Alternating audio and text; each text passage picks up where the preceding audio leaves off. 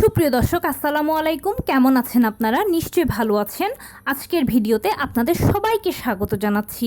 আজকে আমি আপনাদের সাথে শেয়ার করব নর্মাল ডেলিভারিতে সাইড কাটার পরে কি কি অসুবিধা হয়, সেগুলো কিভাবে সমাধান করবেন, কিভাবে সাইড কাটার যত্ন নেবেন, কি কি সতর্কতা অবলম্বন করবেন। তাহলে চলুন মূল ভিডিওতে যাওয়া যাক। বাই দ্য ওয়ে, মূল ভিডিওতে যাওয়ার আগে একটা কথা বলি, আমি আমার চ্যানেলে pregnancy related, specially normal delivery related অনেক ইম্পর্টেন্ট তথ্য ভিডিও আকারে শেয়ার করে থাকি। এই তথ্যগুলো আমার পার্সোনাল এক্সপেরিয়েন্স ও আমার ডক্টরের সাজেশন থেকে নেওয়া। তাই আমার চ্যানেলটিকে যদি একবার আপনারা ভিজিট করেন, তাহলে আপনারা আপনাদের প্রশ্নাতীত মনের অনেক প্রশ্নের উত্তর পেয়ে যেতে পারেন। আমন্ত্রণ জানাবো আমার চ্যানেলটিকে একবার ভিজিট করে দেখার। এবারে চলুন মূল আলোচনায় যাওয়া যাক।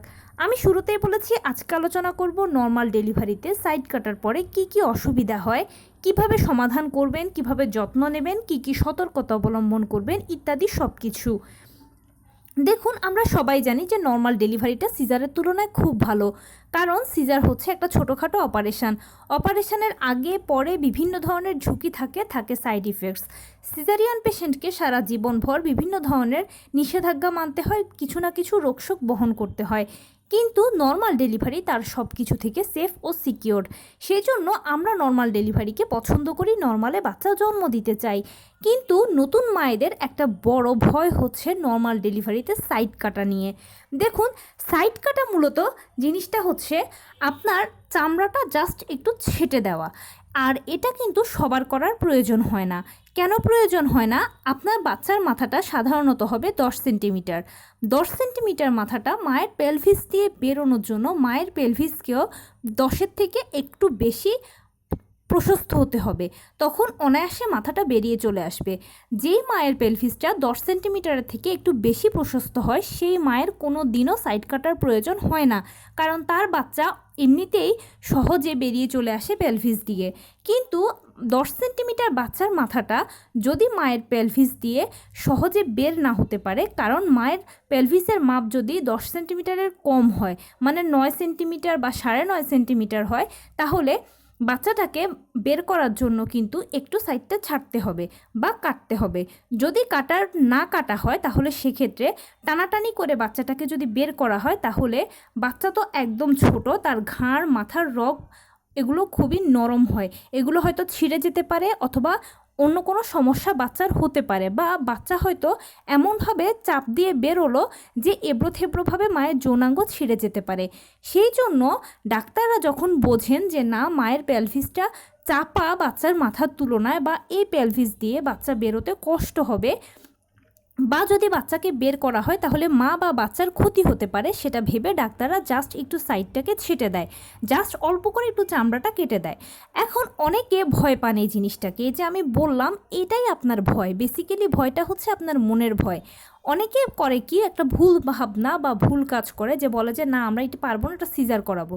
সিজার মানে হচ্ছে আপনার পেট কাটা, পেটের কয়েকটা স্তর কাটা, জরায়ু পর্যন্ত কাটা, আর এখানে জাস্ট হালকা করে চামড়াটা একটু ছেটে দেওয়া। কতবারই তো আমাদের হাত পা কাটে না, ঠিক ব্যাপারটা এরকম। তো এভাবে যদি সাইডটা কাটা হয়, তাহলে আখেরে কিন্তু আপনার আর বাচ্চার ভালো হবে, বাচ্চা অনায়াসে বেরিয়ে আসবে, বাচ্চার কোনো ক্ষতি হলো না, সে সেফ থাকলো, প্লাস আপনার পরবর্তী সময়েও কোনো সমস্যা হলো না, প্রস্রাবের রাস্তা, পায়খানার রাস্তা, মাসিকের রাস্তা সব কিছু ঠিকঠাক থাকলো। আর অপরদিকে যখন সাইড কেটে দেওয়া হয়, তখন যে সাইডে সেলাইটা দেওয়া হয়, তখন কিন্তু অ্যানেস্থেসিয়া ব্যবহার করা হয়, কাটার সময়ও ব্যবহার করা হয়, সেলাইয়ের সময় ব্যবহার করা হয়। এটা কিন্তু লিকুইড একটা অ্যানেস্থেসিয়া, জাস্ট যতক্ষণ ডাক্তাররা কাজ করবেন ততক্ষণই এই অ্যানেস্থেসিয়ার মেয়াদ থাকবে, যার ফলে আপনার ভয় পাওয়ার কোনো কারণ নেই, আপনি কোনো বুঝতেও পারবেন না। এছাড়া বুদ্ধি করে একটা কাজ করবেন, ডেলিভারির সময় ডাক্তারকে একথা একটু বলে দেবেন যে আমার অ্যানেস্থেসিয়া দিয়ে দিন যদি সাইড কাটার প্রয়োজন হয় বা সেলাইয়ের প্রয়োজন হয়, তাহলে তো আপনি কোনো বোঝার সুযোগই থাকবে না, আর ভয় পাবেন না। কারণ ওই সময়টাতে, মানে যে সময় সাইড কাটা হচ্ছে, ওই সময়টাতে না আপনার বোঝার কোনো স্কোপ থাকবে না। কেন থাকবে না? কারণ ওই সময় আপনার বাচ্চা অলরেডি ভেতর থেকে চাপ দিচ্ছে বেরোনোর জন্য। ডাক্তারও বলবে আপনাকে যে মা চাপ দিন, জোরে জোরে চাপ দিন, আপনি করছেনটা কি? তখন আপনিও চাপ দেবেন, এর ফলে আপনার মাথা মন সব দিকেই থাকবে শুধু চাপ দেওয়ার দিকে, ডাক্তার কি করছে সেটা আপনি বুঝতেও পারবেন না। তাই এগুলো নিয়ে ভয় পাবেন না প্লিজ।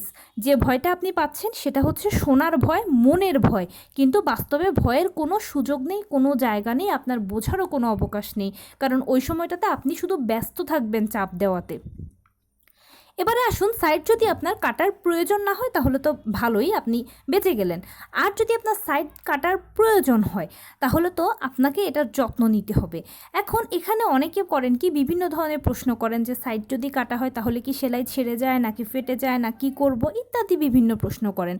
দেখেন, যদি সাইড কাটার প্রয়োজনই হয়, সাইড কাটার পরে যদি ডাক্তাররা সেলাই দিয়ে থাকেন, তখন সেক্ষেত্রে এই সেলাইটা শুকাতে বা সেলাইটা প্রপারলি ভালো হতে সর্বোচ্চ 10 দিন সময় লাগে, এর থেকে বেশি সময় লাগে না। তো এই 10 দিন একটু কষ্ট করে আপনি চেপে ব্যবহার করবেন, মানে আপনার যৌনাঙ্গটা যেন একেবারে ফাঁক না হয় বা বাটারফ্লাই স্টাইলে বসলে আমরা যেরকম করি সেরকমটা যেন না হয়, একটু 2 হাঁটুকে চেপে ব্যবহার করবেন। অবশ্যই আপনি যখন বাচ্চাকে দুধ খাওয়াবেন তখনও সেক্ষেত্রে একটু চেপে ব্যবহার করবেন, তখন দেখবেন যে অটোমেটিক এটা ঠিক হয়ে যাবে। সেই সাথে টয়লেট বাথরুম ব্যবহারের ক্ষেত্রে একটু সাবধানতা অবলম্বন করবেন। অবশ্যই এই সময় হাইকমেটটা ব্যবহার করবেন, চেষ্টা করবেন এই 10-12 দিন বা 8-10 দিন হাইকমেট ব্যবহার করতে। হাইকমেটটা ব্যবহার করলে একটু চেপে ব্যবহার করা হবে, আর লো কমেটটা ব্যবহার করলে তো আমরা একটু ফাঁক করেই ব্যবহার করি, তাই না? এই সময় এটা উচিত নয়, হাইকমেটটা ব্যবহার করবেন। যদি কারো বাসায় হাইকমেট না থাকে তাহলে বাজারে কিন্তু চেয়ার কমেট কিনতে পাওয়া যায়, চেয়ার কমেটটা অবশ্যই অ্যারেঞ্জ করে নেবেন, এতে আপনার জন্যও কিন্তু ভালো হবে, সুবিধা হবে, পরবর্তীতেও ব্যবহার করতে পারবেন এটা। আর বাথরুম টয়লেট করার সময় অবশ্যই ঠান্ডা পানি ব্যবহার করবেন, কোনো ক্রমেই কোনো জীবাণুনাশক বা কোনো গরম পানি এগুলো ব্যবহার করবেন না। ঠান্ডা পানিটা এই সেলাইতে একটা থেরাপি হিসেবে কাজ করে, আর এই থেরাপিটা খুব দ্রুত সেলাইকে রিকভার করতে সহায়তা করবে। কোনো মতেই যেন শরীর শক্ত না হয়, মানে পায়খানা যেন শক্ত না হয় সেদিকে খেয়াল রাখবেন। যদি পায়খানা শক্ত হয় তাহলে অবশ্যই ডাক্তারের সাথে যোগাযোগ করে আলোচনা করে আপনি এটার জন্য কি ওষুধ খেতে হবে ডাক্তার আপনাকে বলে দেবে, সে মতে সেবন করলেই দেখবেন শরীরটা নরম থাকবে। এটা অবশ্যই আপনি যখন হসপিটাল থেকে রিলিজ নেবেন তখন ডাক্তারকে মনে করে বলে ওষুধটা লিখে নেবেন। যদিও বা ডাক্তাররা লিখে দেয় তবুও মনে করে আপনি একবার জিজ্ঞেস করে নেবেন ডাক্তারকে, এতে আপনার সুবিধা হবে। আর এছাড়া নিজের শরীরকে এই সময় নরম রাখতে অবশ্যই বেশি বেশি করে তরকারি, মাছ, মাছের ঝোল, সবজি, শাক এগুলো বেশি বেশি খাবেন। মাংসটা এই সময় একটু না খেলেই ভালো বা কম খেলেই ভালো, কারণ মাংস শরীরকে শক্ত করে। অবশ্যই ভিটামিন সি খাবেন। লেবুটা হচ্ছে সস্তা, সহজলভ্য, খুব ভালো ভিটামিন সি এর উৎস।